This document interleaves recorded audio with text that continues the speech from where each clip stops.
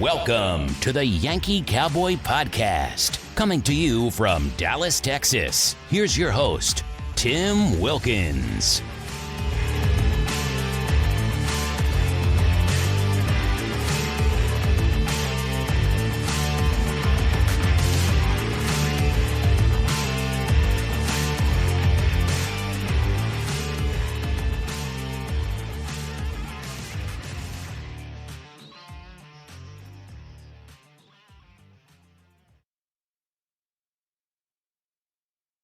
Ladies and gentlemen, welcome to another episode of the Yankee Cowboy Podcast. In today's edition, we're talking about the 2024 Spring Bristol race and all the controversy with tires. And not to steal a nice Days of Thunder reference, but tires call is what wins a race. And that's the theme of the day. I'm joined by Chris joining me as always, bud. Appreciate you joining me. And I hope everyone had a good weekend, good race weekend at the Great American. I call it the secondary Great American race, Bristol Motor Speedway, because that really is truly one of the crown jewels, in my opinion, of American motorsports. But Chris, thanks for joining me, buddy. Yes, sir. All righty. So just a recap here, briefly into the results before we dive into this whole controversy of tires and more tires. Denny Hamlin won. Truex. So it looks like the Toyotas had a hell of a day, and followed by some Chevy. Obviously, Brad ran up front, but tough day for Penske. Tough day for the Fords. It looked like besides Brad, and Toyota kind of finished up there. So, make a long story short here, the controversy. It looks like to me as well. Looks like Ty Gibbs led 137 laps. Denny led 163. So it was pretty much a Toyota type day up front. And it was, obviously Ryan Blaney was on the pole. Not to be remiss with that, but he finished at 16th. But it's just tough day for the Fords from what it looks like. I'm not sure if it was a handling situation or it was just how the race played out, because it just seemed like it was just a crapshoot. It's Bristol. And Chris, I mean, I don't know about you and your thoughts on the results, but tough points day for Ford, but at the same time, not to be surprising, honestly. Yeah, I mean, when you look at the results as a whole, I mean, the top three guys all over the age of 40. So I think from that perspective, it definitely was an experience type day. And obviously had the three most experienced drivers up there in those top three spots, and I think a lot of it comes back to really those guys come from a different era in the sport when you had high horsepower and you had to save tires, and it wasn't so much about aero and it wasn't about things like that. It was all about how do I protect these tires and how do I take care of what I have. And Denny Hamlin obviously coming from a late model stock background where those races are 125 150 laps and they don't change tires, and you just have to ride for that first 75 laps, and then the back half of it is, whatever you got left. Martin Truex Jr. comes from an open wheel modified background, and very similar, the 150, 100, 200 lap races that they run on short tracks. And then obviously Brad Keselowski, comes obviously from a late model type background as well. So, and also has been very, very good on tracks like this in his career, places like Richmond where tire conservation and is so important. So, when it comes down to it, the guys who know how to take care of their equipment were the ones who ran up front, and the guys who kind of had the lead foot were the ones who were 30, 40 laps really in trouble and blowing tires and didn't have great days.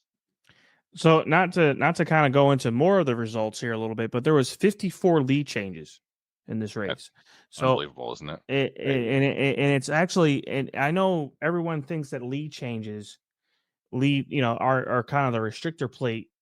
Those guys lead the pack on lead changes at times, but Bristol Motor Speedway always leads us to probably one of the most exciting racing there is in the year. In my personal view, as a fan, and have been a fan my whole life, Bristol arguably is not only a challenge for the drivers, but it's an amazing event for the fans, because not saying you're stimulated, but you are as a fan.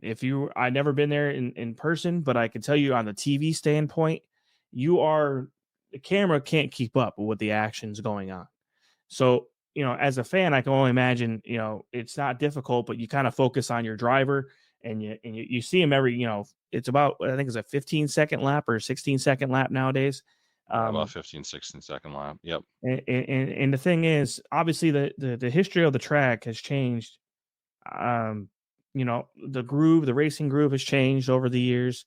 Obviously, during our childhood in the 90s and the early 2000s, it ran the bottom. Everybody loved running the low line. And then obviously with the integration of the racing compound spray that they put on the track, the PG1, it kind of went to the top. And then did they regrate or did they do anything to the banking? I thought they added some banking or something. Yeah, so when they reconcreted the track from Yeah, that's what the they did. Okay. so it was first, so give a little bit of background on the track. So it was asphalt up until the spring race of 1992, I believe. And then in the fall race, the night race in 1992, concrete was laid down because ultimately they had trouble keeping the asphalt down on the racetrack. And that concrete lasted, I think, up until about 2006, 2007, and then the track was reconcreted, but they also added progressive banking to it.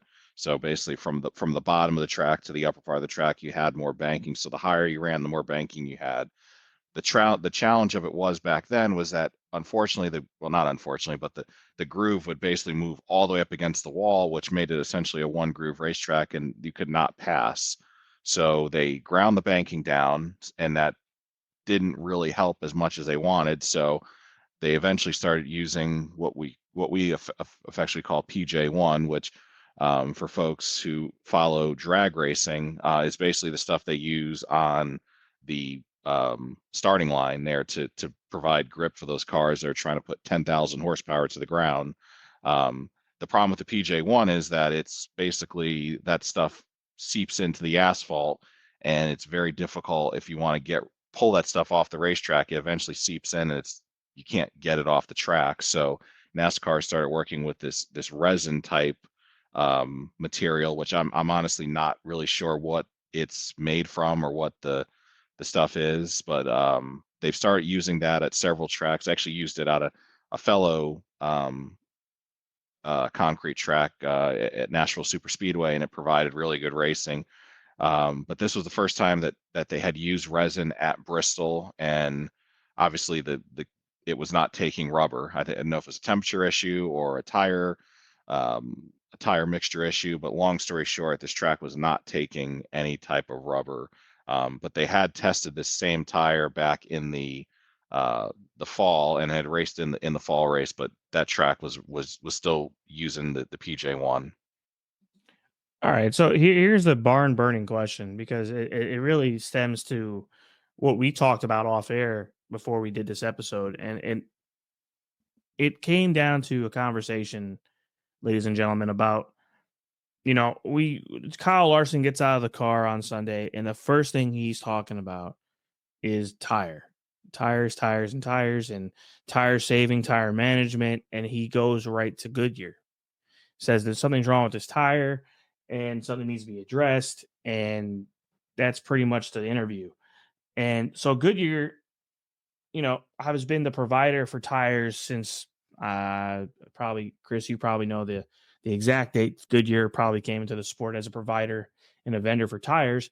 But they were on Sirius XM radio on Monday, and they had some words to say back in response to what Kyle Larson had to say.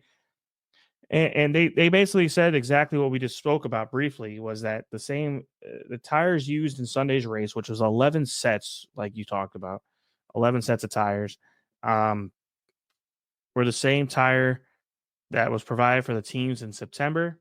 And really, they have it's some confusion on why it behaved so differently Sunday than it did. And maybe it was the track temperature. I'm not exactly sure if the track temp had anything to do with it, because it's obviously a little bit colder. It has been a little colder in the last couple of weeks throughout the country. It's not exactly as warm, but it's also not as warm on the fall race either. So that's probably not the answer. But Yeah. what but I Uh, think, Chris, the one thing that I think a lot of fans, and I'm tired of this storyline coming from drivers, is that they're complaining about the car. Like, yes, there is some serious issues with this car. Is it a horsepower issue? Is it an aero issue? Is it a package issue? At the end of the day, fans want one thing. They want the best race car driver to win the race on that weekend. That's it. And unfortunately, I like you talked about briefly at the beginning, the top 5 drivers have been in the sport a long enough time, and they have something called a background in tire management.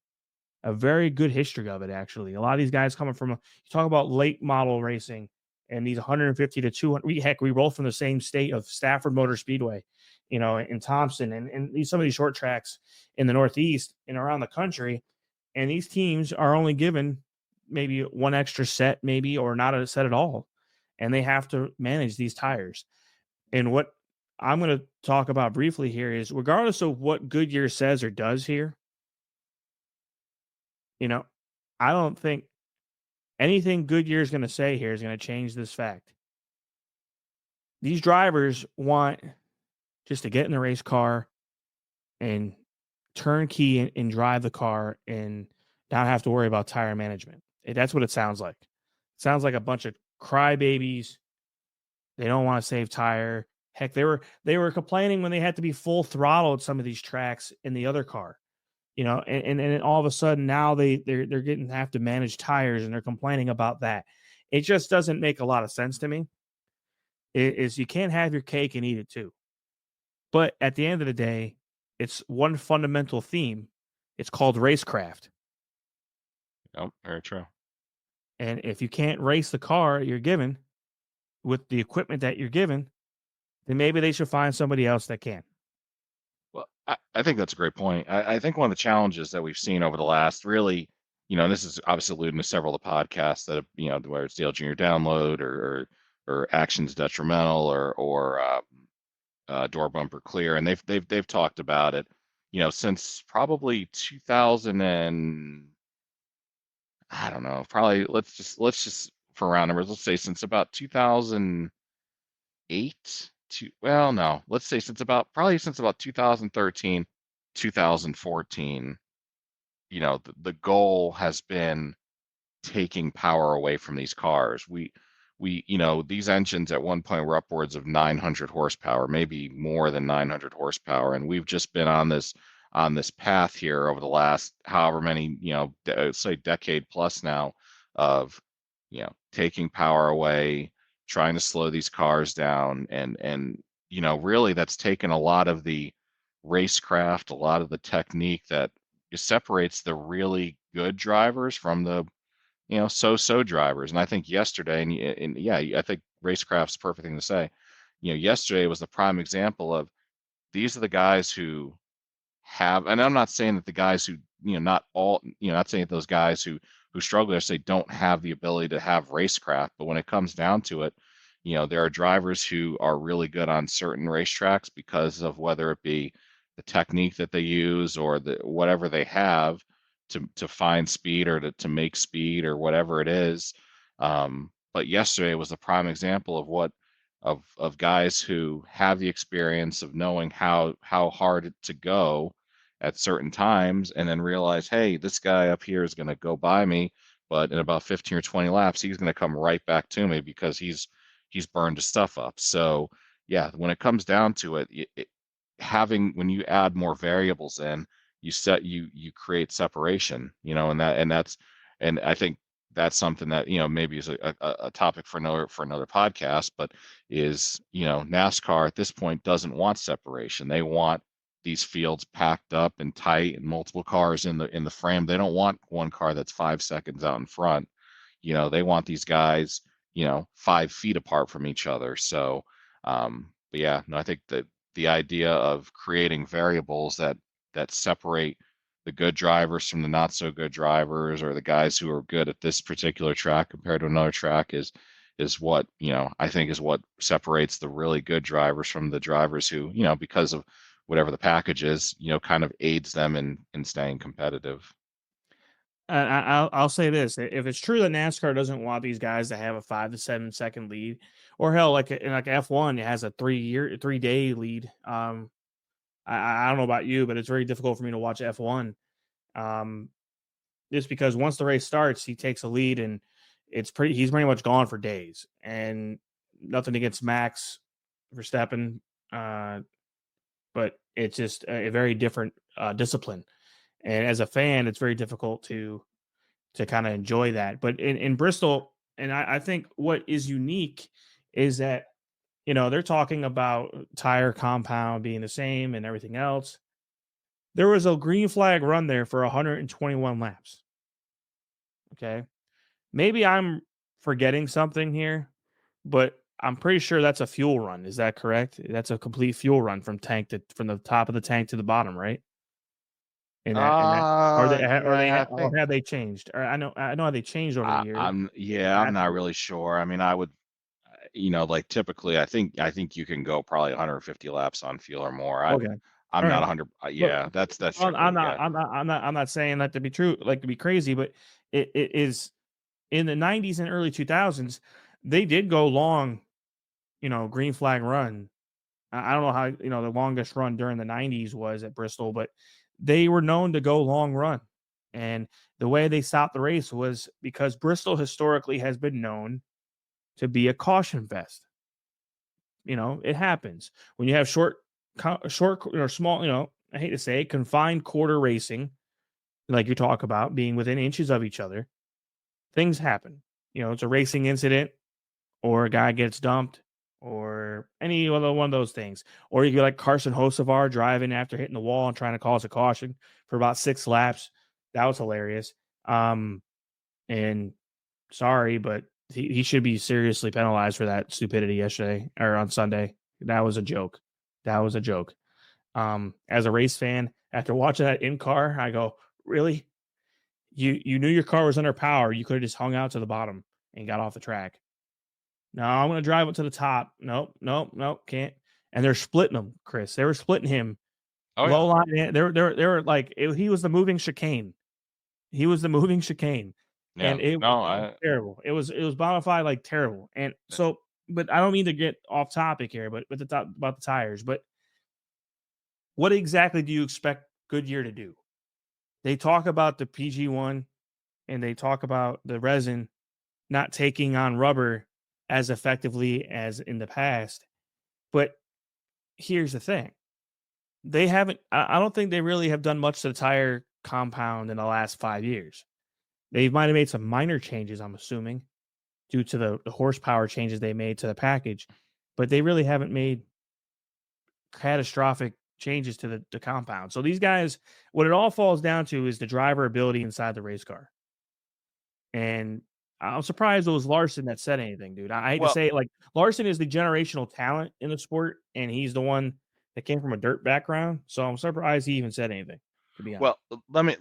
So I will say, getting your point, like there have been, there have been changes to the tires because obviously, we're in year 3 of the next gen car. So, going from a 15-inch wheel to an 18-inch wheel, like there was just general changes in the size and diameter of the wheels. So Well, yeah, that I wasn't arguing that. I mean, I'm arguing like year over year changes to the compound is what I'm arguing. no, Like, no. Now the drivers and teams themselves have been saying for, Denny Hamlin has said it, and a lot of people have advocated like, listen, like please bring a tire that makes us just a little nervous to race on, and they sure as hell did it yesterday. And I think obviously some of it was again the conditions of the situation there. So I don't think it was fully like this was, hey, you guys got what you wanted. I think there was a, when they noticed, oh, this place is not taking rubber, oh shit, we're in trouble here a little bit. But the teams and the teams adapted too. I mean, if you look at that first run, I think the cording started about 35 laps, and by lap 40, like you were shut off. Like I think Denny Hamlin and Truex went about 55 or 60 laps. So, there were teams did make adjustments to make it better, um, compared to what it was. And I think if teams went home and said, "Hey, come back next week, same tire and make adjustments," I bet you they could get it to where these tires could go, 80, 85, 80, 85, 90 laps, before they'd have, issues per se in quotation marks. So, when it comes down to it, there are things that the teams were doing to these tires that probably did not help, whether it be camber or various different settings that they do with these tires to use them to get grip. So, with that being said, um, Goodyear, I think Goodyear, they've got something now. Do they maybe need to take a step back or two, to where, okay, we're not cordon tires at 30 laps. Like, yes, I think we need to maybe take a step back. But in terms of having a tire that has significant fall off, that requires these guys to have to manage tires, I think that we are definitely going in the right direction. The thing I worry about for Goodyear is that there will be and there sort of kind of was an overreaction. They had the press conference during the race, and when it comes down to it, I think people are like, please don't overreact and come back with a tire that's hard as a brick that could run, you know, 1,000 laps around Bristol and not really have much fall off. So, that's going to be where from now this race until we get into the fall race, which will be in September. Where does Goodyear and NASCAR go with this tire? And I think you can agree with me on this. I don't think they need to change a damn thing. That was some good racing. Yeah, And that's called old school. You better bring it, or you're gonna run out of talent, one or the other. And there's a whole lot of running out of talent, and that's fine. But that's where the cream come. The best of the best come to the top of the leaderboard, and that's just what it is in racing, guys. I don't know how else to say it. Like I'm disappointed by the overreaction, Chris. I think I can get it if if the couple drivers said something privately. I think Larson was the main. To me, for Larson to be arguably one of the most generational, one of the best race car drivers in North America, and for him to have a criticism of tire compound, very unique for him. So I don't discredit him in his I, opinion, but well, it's not the whole thing. I think he walked it back a little bit. I think from what he said on Sunday to what he said, I believe today, like he sort of walked it back. I think he saw kind of the general poll of how people felt about the race. I think a lot of it too was dependent on the kind of day you had. Like I saw Ryan Blaney had an interview and he was a little whiny about it. Like I think depending on the day that you had on the racetrack, like if you're blowing right fronts constantly and having issues and things like that, obviously you're not going to have as favorable of an opinion of how the day should have been compared to, Denny Hamlin or Martin Truex Jr. or Brad Keselowski. So um, so you got to take, depending on how the driver's day was, you got to take that whole thing with a grain of salt. I saw Ryan Preece said, hey, nobody was basically worried about aero push and all this other junk. It was about tires. So, yeah, so you're going to get very, very scattered opinions on how people felt about, Sunday's race. And that's fine. And that's a great thing about racing, honestly, is that you can have an opinion about things, and we move on to the next week, which unfortunately we're at my neck of the woods, I guess, by 3 hours. Circuit of America, which this is Austin, Texas is farthest from America, is demographically anyway. But it's a difficult race to begin with as a fan and to watch that track. But it'll be very interesting to see what they do on the road course.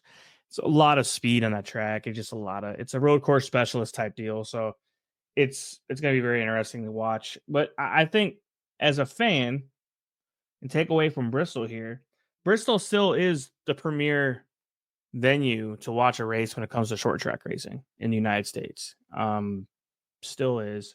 Heck, they even remember. I think Chris, you can remember this. They had a college bowl game there for football. Yep. So, and it's still arguably one of the better venues.